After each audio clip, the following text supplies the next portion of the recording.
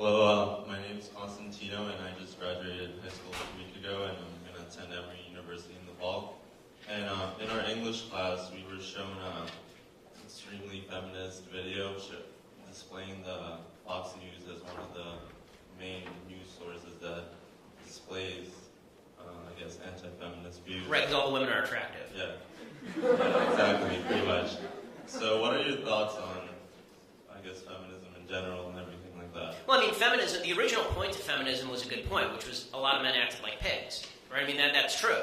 The problem is the solution of feminism was, okay, let's have women act like pigs also, as opposed to let's hold men to a higher standard, which is really what should have happened. They destroyed the very institutions that benefit women the most. You know who's benefited from feminism the most is men. Men have benefited enormously. We have to work less. You know, listen, if I can get my wife is in medical school at UCLA, I promise you, I'm going to take a sabbatical the minute she starts working.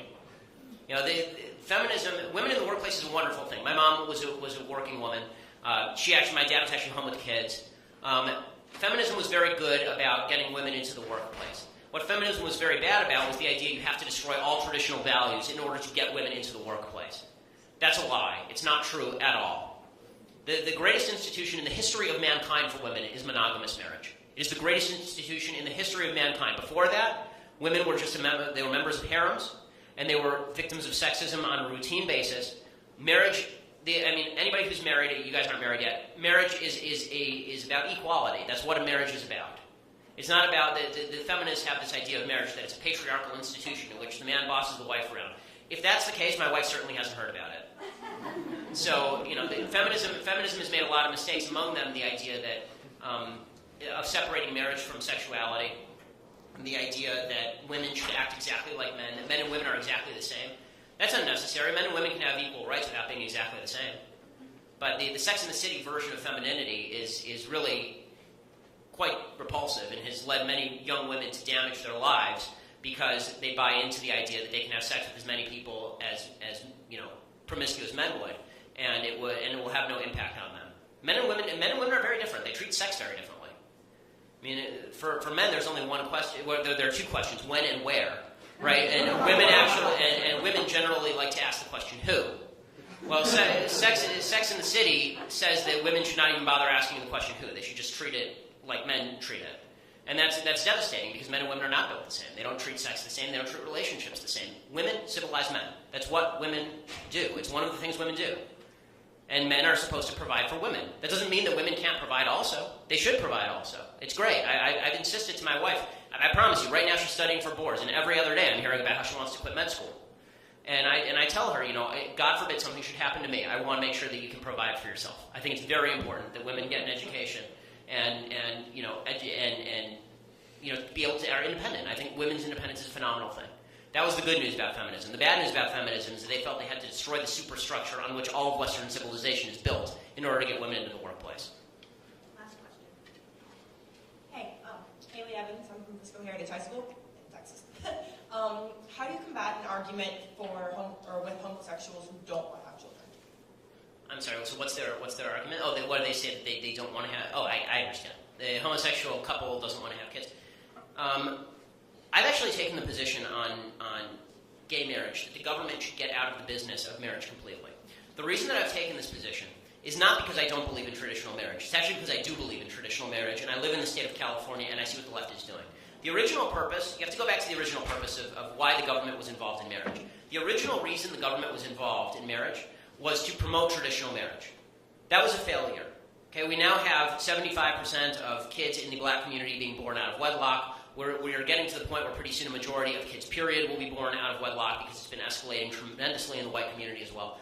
And you know, the institution of government-sponsored marriage has basically failed. Nobody I know gets married because they're doing it for the tax benefits. In fact, you get hit worse on taxes if you're married. There's a marriage penalty. What the left is doing now with same-sex marriage is not about two dudes living together or two ladies living together and living the life that they want to, or even having contractual relationships that allow them to do exactly what they want. We have civil unions in California. You can make a contract. I can make a contract with anybody in this room to visit me on my deathbed, although I doubt you want to do that. You can do any of that stuff. There's nothing preventing that. What the same-sex marriage agenda is about is disestablishing any sort of religion in the country. That is really what is at the root of this. And the proof is in the pudding.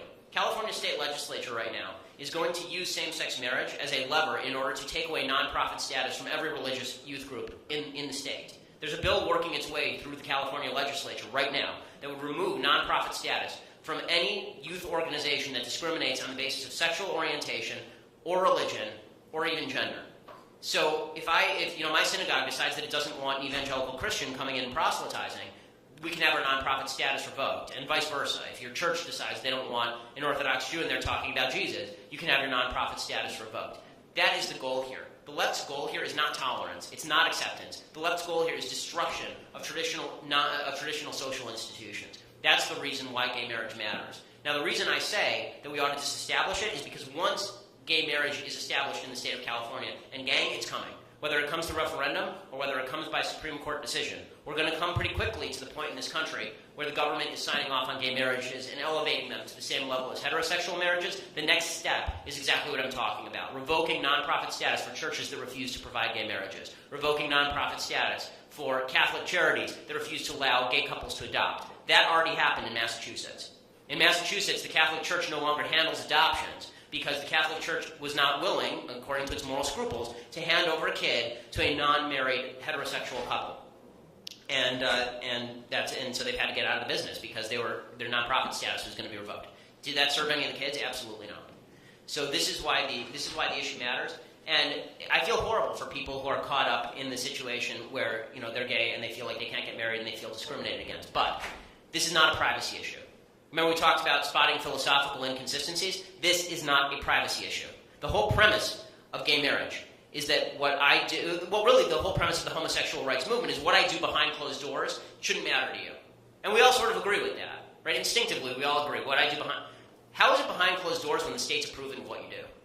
Now we're talking public policy. It's actually a very dangerous position for the gay community to take, because now it does matter what I think of you. The beauty of America is you can do what you want behind closed doors as long as you're not hurting anyone else. You don't have to care what I think. I can think what you're doing is sinful and wrong and stupid and all those things. You don't have to care. But once you start forcing me to care because you're coming after my synagogue, then I'm going to start caring. And that's a very dangerous position. It's not good honestly, it's not good for gay rights activists because when the backlash comes, it's going to be pretty strong. And it may be stronger than they're expecting. And that will not be good for a lot of gay folks in this country.